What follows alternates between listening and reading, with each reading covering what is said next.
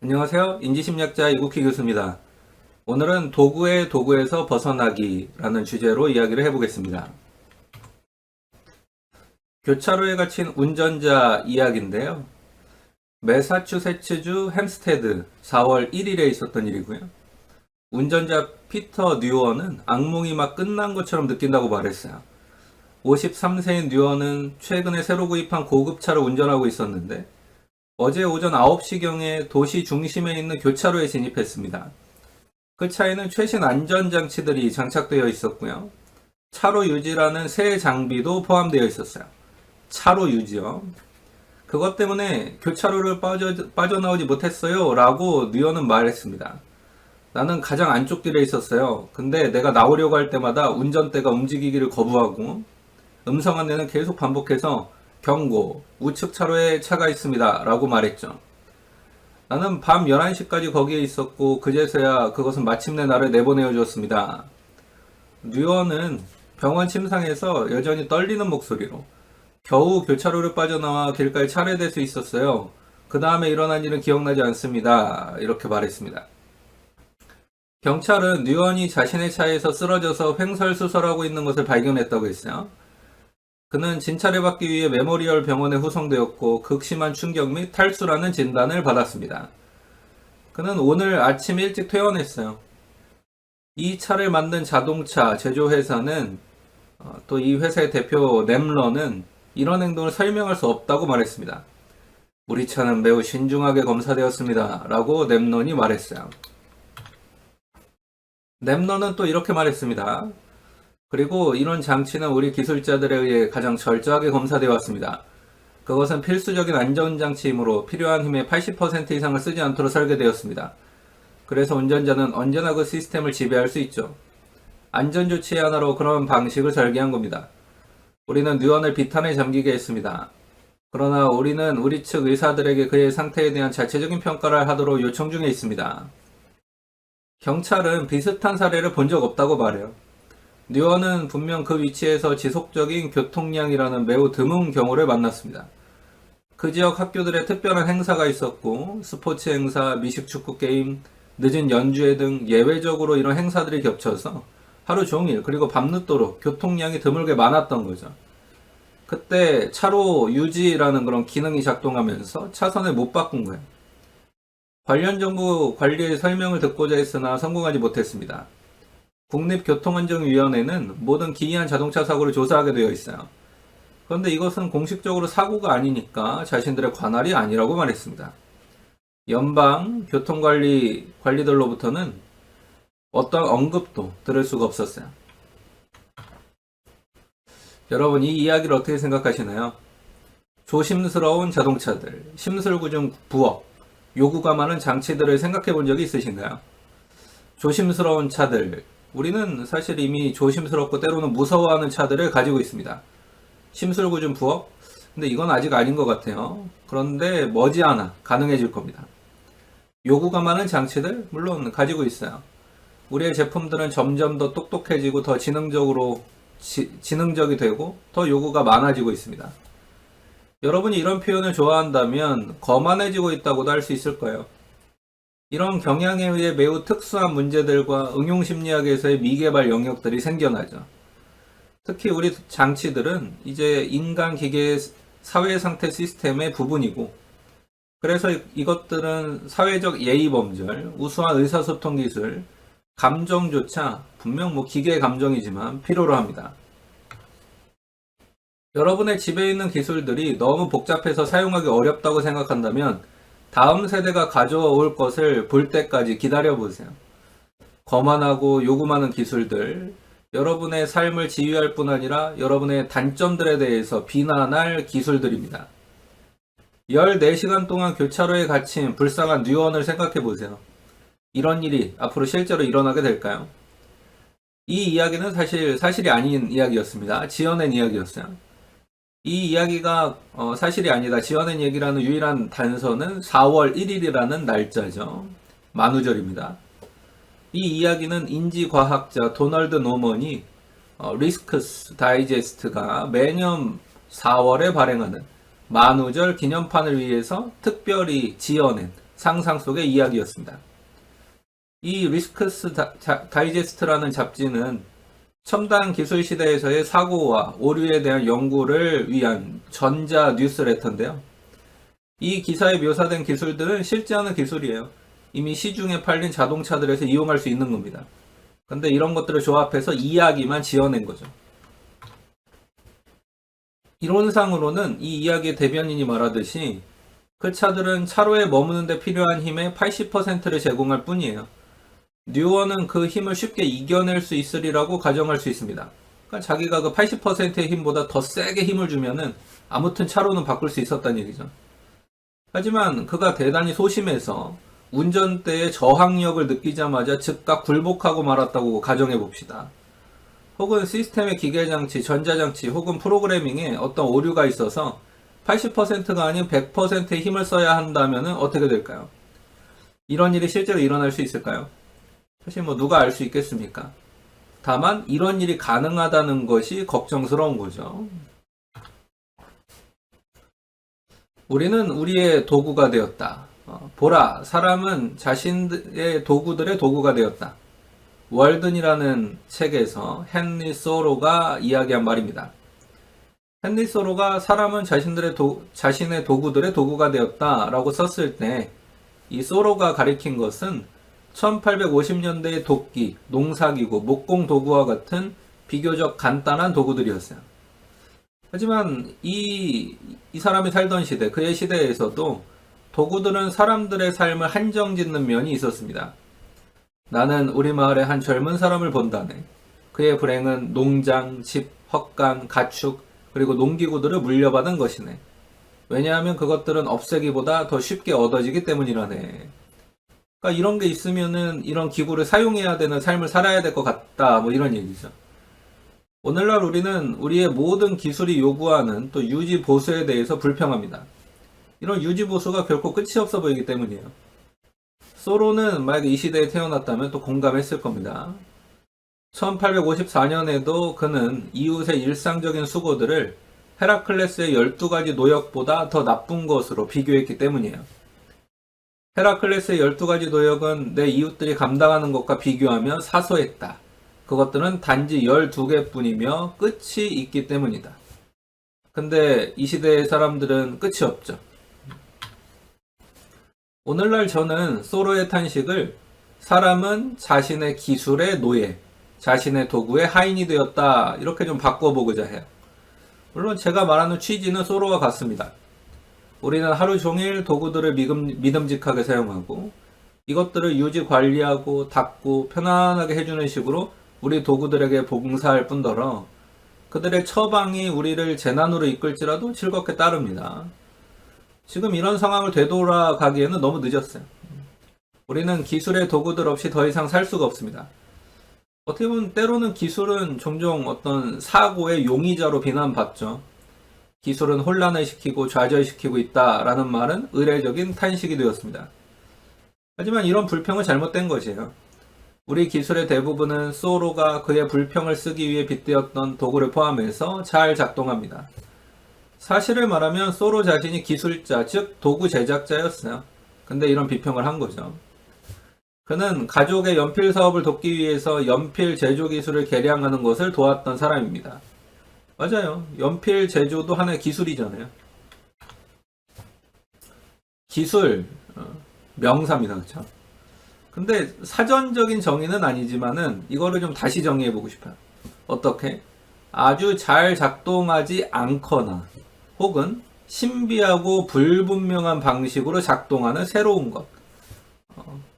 다시 말씀드리면 사전적 정의는 아닙니다. 제가 지어낸 반어적인 정의예요. 하지만 우리 현대인들에게 기술은 이런 것 같아요. 오히려 뭔가 좀 신비하고 잘 작동하지 않고 불분명하고 약간 어려워 보이고 그래야 기술인 것처럼 느껴지는 거죠. 막 숨겨져 있고. 일반적인 통속어에서 기술이라는 단어는 우리 생활의 새로운 것들, 특히 진기하기나 기묘한 것, 신비하기나 위협적인 것에 주로 적용이 됩니다. 그러니까 인상적이라는 것이 되게 유용하죠. 우주선, 외과 수술 로봇, 인터넷 이런 기술들이요. 하지만 종이와 연필은 어떻습니까? 옷은 또 조리도구는 어떻습니까? 사실 이런 것도 다 기술이거든요. 대중적인 정의와는 달리 기술, 테크놀로지라는 용어는 실제로 우리 삶의 인공물, 재료, 또 어떤 절차를 만들어내기 위해서 지식을 체계적으로 적용한 것이면 어떤 것이든지 가리켜요. 이것은 어떤 인공적인 도구나 방법에 다 적용이 됩니다. 그래서 우리 옷은 기술의 결과고 우리의 문화의 중요한 부분인 글도 기술의 결과죠. 음악과 미술조차 기술로 생각될 수 있고요. 화가나 음악가가 쓰는 악기, 도면, 물감, 붓, 연필, 다른 도구들도 기술 없이는 존재할 수 없는 것으로 생각될 수 있습니다. 최근까지 기술은 꽤 많이 통제되어 왔죠. 기술이 더 많은 지능을 획득했음에도 이것은 여전히 이해할 수 있는 지능적인 존재였습니다. 결국 사람이 그것들을 만들었고 사람이 시작하기, 멈추기, 겨누기, 명령하기 같은 통제를 가했어요. 근데 더 이상은 그렇지 않아요. 자동화가 됐어요. 그리고 자동화가 많은 과제를 떠맡고 있죠. 어떤 것은 그만큼 인정받지 못했습니다. 하수구에 물이 적절하게 흐르도록 하는 자동화된 장치를 생각해 보세요. 근데 사람들은 이런 걸 잘 모르죠. 어떤 것은 그렇게 인정받을 만한 것이 또 아니었어요. 많은 은행 직원들의 일자리를 잃게 한 현금 인출기를 생각해 보세요. 이런 자동화된 활동들은 사회의 중요한 문제들을 야기합니다. 이 역시 중요한 것이긴 하지만은 여기서 저의 초점은 자동화가 완전히 넘겨받지 못하는 상황, 자동화가 실패할 때 사람이 그 파편들을 줍도록 남겨지는 상황이죠. 이런 경우에 심각한 스트레스가 일어나요. 심각한 위험과 사고, 사망이 발생할 수도 있습니다. 뉴욕타임스가 바퀴 달린 컴퓨터가 되어가고 있다고 총평한 자동차를 생각해보죠. 이 모든 컴퓨터 성능은 무엇을 위해서 사용됩니까? 모든 것을 위해서입니다. 운전자, 승객별로 난방과 공기를 조절하는 데도 사용이 되죠. HD TV와 배경음을 제공하는 승객별로 개별화된 오디오, 그다음에 비디오 채널을 가진 오락 시스템을 제어하는 데도 사용이 됩니다. 전화기, 문자 메시지, 이메일을 위한 통신 시스템에도 사용이 되죠. 그리고 여러분이 어디에 있는지, 어디로 가고 있는지, 교통 상황이 어떤지, 가장 가까운 음식점, 주유소, 호텔, 오락시설이 어디에 있는지를 알려주고요. 톨게이트, 드라이브인 음식점, 다운받은 영화, 음악에 대해 지불해주는 내비게이션 시스템에도 사용이 됩니다. 물론 자동화의 대부분은 차를 제어하는 데 또 쓰이죠. 어떤 기능은 완전히 자동화되어 있어서 운전자와 승객들이 전혀 모르고 있어요. 스파크, 밸브 열기, 닫기, 또 연료 분사, 엔진 냉각, 동력 브레이크, 조향 같은 핵심적인 사건들의 시간 조정 등이 그렇습니다. 브레이크 안정성 시스템을 포함한 일부 자동화는 부분적으로 제어 가능하고 알아차릴 수 있죠. 또 일부 기술은 내비게이션 시스템, 또 순항 속도 조정 장치, 차로 유지 시스템, 심지어 자동 주차까지 운전자와 상호작용합니다. 이런 것은 현재 존재하는 것과 미래에 계획된 것의 겉핥기에 불과해요. 충돌 경보 시스템은 이제 자동차가 충돌할 것 같은 때를 예측하는데 전방주시 레이더를 사용하고요. 예측 불허의 사태에 대비해서 스스로를 준비시키죠. 좌석이 위로 당겨지고 안전벨트가 조여지고 브레이크가 준비 상태에 들어갑니다. 어떤 차는 운전자를 감시하는 TV 카메라가 장착되어 있어서 운전자가 앞을 똑바로 보지 않는 것처럼 보이면 불빛과 버저로 경고를 보내요. 그리고 운전자가 계속 반응하지 않으면 차가 자동으로 브레이크를 잡습니다. 그래서 언젠가는 법정에서 다음과 같은 문답이 오가는 것을 상상해도 좋을 거예요. 뭐냐? 검사가 이렇게 말하는 거죠. 이제 다음 증인을 부르겠습니다. 자동차 씨? 충돌 직전에 피고가 길을 보고 있지 않았다는 것을 당신이 증언한 것이죠? 근데 자동차가 이제 이렇게 답변하는 거예요. 인공지능이. 네, 맞습니다. 그는 내가 위험 신호를 주고 위험을 그에게 경고한 후에도 계속 오른편을 보고 있었습니다. 검사가 이렇게 또 말하는 거죠. 그러면 피고는 당신에게 무엇을 하려고 했나요? 자동차가 또 이렇게 얘기하는 거예요. 그러니까 운전자는 내 기억을 지우려고 했습니다. 그러니까 메모리 카드 빼버리려고 했다는 거예요. 하지만 나는 암호화되고 변조가 방지된 저장 시스템을 가지고 있습니다. 당신의 차는 곧 이웃에 있는 차들과 잡담을 할 거예요. 모든 종류의 흥미로운 정보를 교환할 겁니다. 차들은 기술적으로 임시 네트워크라고 부르는 무선 네트워크를 통해서 서로 의사소통할 거예요. 도로 전방의 사태에 대해 서로 경고를 주는데 필요한 임시 네트워크를 필요에 따라서 만들 것이기 때문이죠. 반대편 차로에서 오는 자동차나 트럭이 가끔 라이트를 깜빡거려서 혹은 양방향 무전기나 휴대폰으로 메시지를 보내서 경찰차에 대한 경고를 하듯이 미래의 자동차는 교통량이나 고속도로 상태, 장애물, 충돌사고, 궂은 날씨, 모든 종류의 다른 것들, 어떤 것은 유용하고 어떤 것은 별로인 그런 것들에 대해서 마주오는 자동차에게 경고할 것입니다. 또는 알려줄 거예요. 동시에 그 차는 자신이 직면하리라고 예상되는 일들에 대해서 학습하게 될 것입니다. 차들은 그 이상을 교환할 수도 있는데 탑승자들이 개인적이고 사적이라 여길지도 모를 정보들이 포함될 거야. 뒷공론을 하는 차, 두 차가 서로 말할 때 그들은 무엇에 관해 말할까요?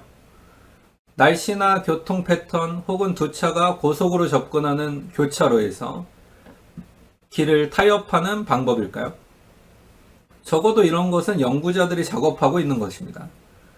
하지만 영리한 광고업자들이 그 잠재성에 대해 생각 중이라는 것은 틀림없어요. 각 광고판은 고유의 무선 네트워크를 가지고 있어서 그 상품을 차에 방송할 수도 있을 겁니다. 차의 목적지가 무엇인지 알기 위해서 아마도 음식점, 호텔, 쇼핑센터를 제시해주기 위해 차의 내비게이션 시스템을 확인하는 광고판 혹은 상점을 상상해보세요. 이것이 내비게이션 시스템의 통제권을 빼앗아 그것을 다시 프로그램해서 광고주가 미리 정한 곳으로 바꾸도록 운전자에게 지시한다면 어떻게 될까요? 운전이 차의 통제를 받는 날이 올 때 차는 의당 자기가 고른 음식점으로 여러분이 데려가고 아마 여러분을 위해 여러분이 가장 좋아하는 음식을 미리 주문하는 결정을 할지도 모릅니다. 차는 여러분에게 말할 거예요. 당신은 매일 몇 끼니 가장 좋아하는 음식을 원하지 않는단 말인가요? 이상하군요. 그럼 어째서 그게 당신이 가장 좋아하는 음식인가요? 라고요. 과다한 광고나 자동차의 전화, 컴퓨터 내비게이션 시스템에 침투된 바이러스들에 대해서는 어떠합니까? 이것이 가능한가요? 광고주나 비행을 저지르는 사람 혹은 범죄자의 솜씨를 과소평가하지 마세요. 시스템이 함께 네트워크화되면 얼마나 뜻밖의 사건들이 벌어질지는 아무도 알 수 없습니다. 과학기술 전문가들은 이것이 만일의 문제가 아닌 언제의 문제라고 말해요. 그런 일은 언제나 일종의 경주와 같습니다. 착한 쪽이 무엇을 하건 나쁜 쪽은 항상 대소동을 일으키는 방법을 또 생각해내죠. 인간적인 컴퓨팅에 대해서 말씀드릴게요. 회의와 센터는 단지 쇼를 위한 것만은 아닙니다. 실제적인 일도 정말로 수행이 되죠.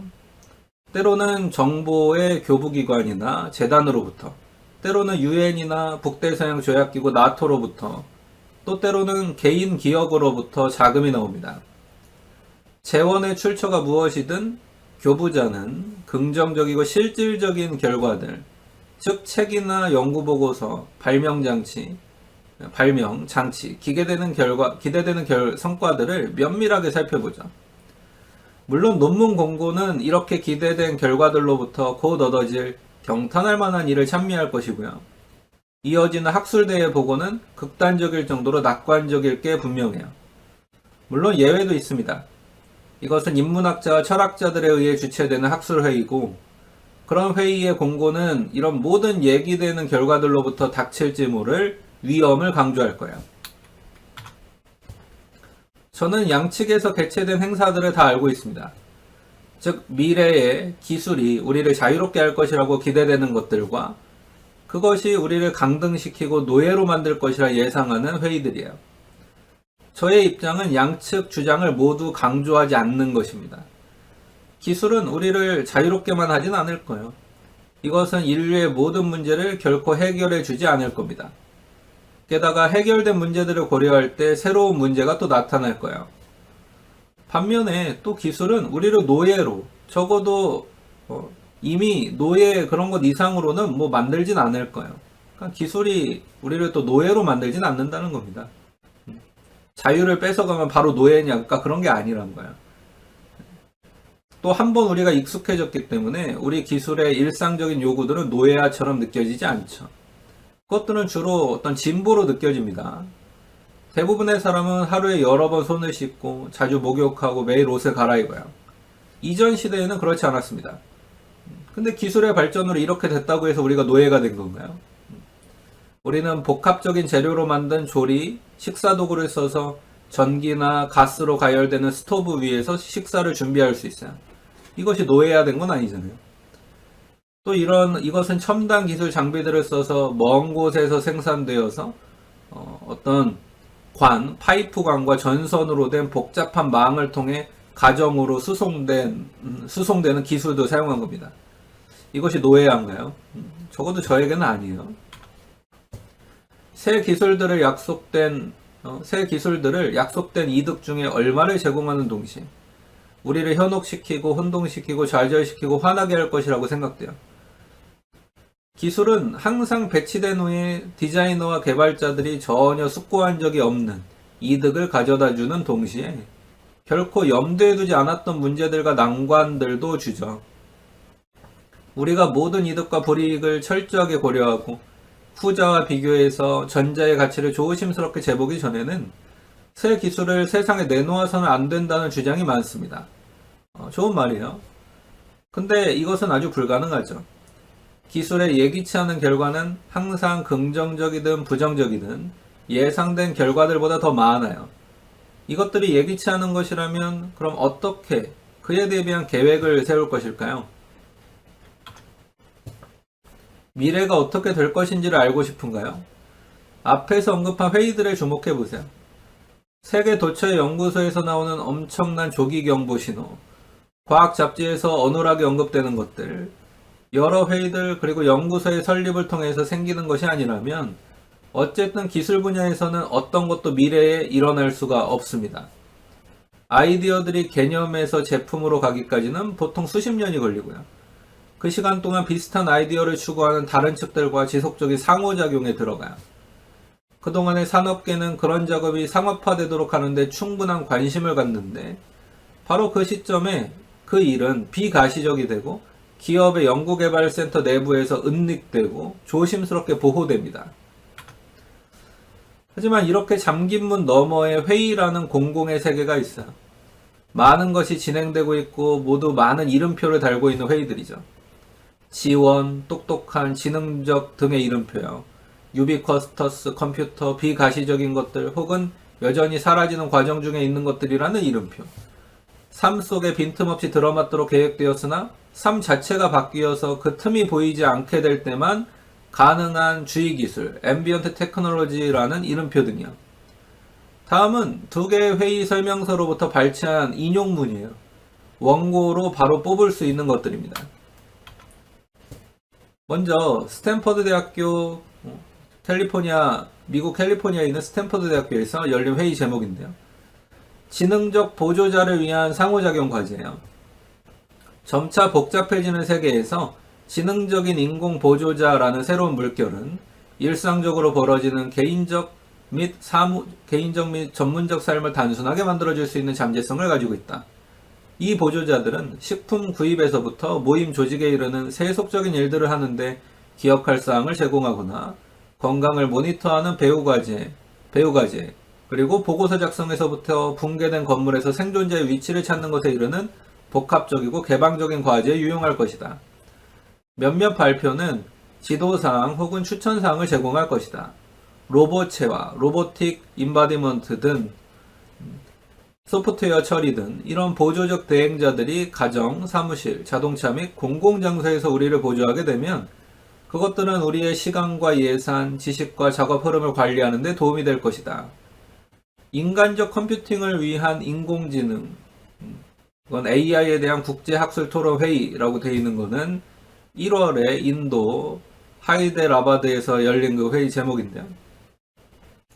인간적 컴퓨팅은 인간에 관한 것이고 인간을 위해 구축되고 인간 모형에 기초한 것이어야 한다는 차세대에 예상되는 인터페이스에 관한 것이다.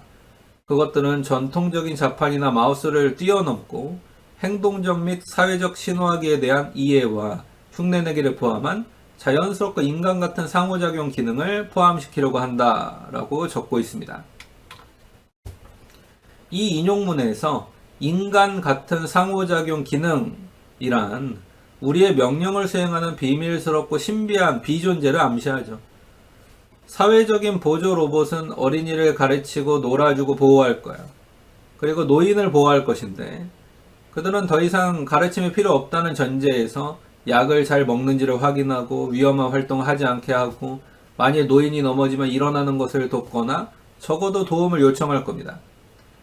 우리 마음을 읽고 또 우리가 소원을 의식하기 전에도 우리가 원하는 것들을 채워주고 어린이, 노인, 입원 환자, 우리들 일부를 보살펴줄 수 있는 지능적인 장치들의 개발은 성장 산업이에요.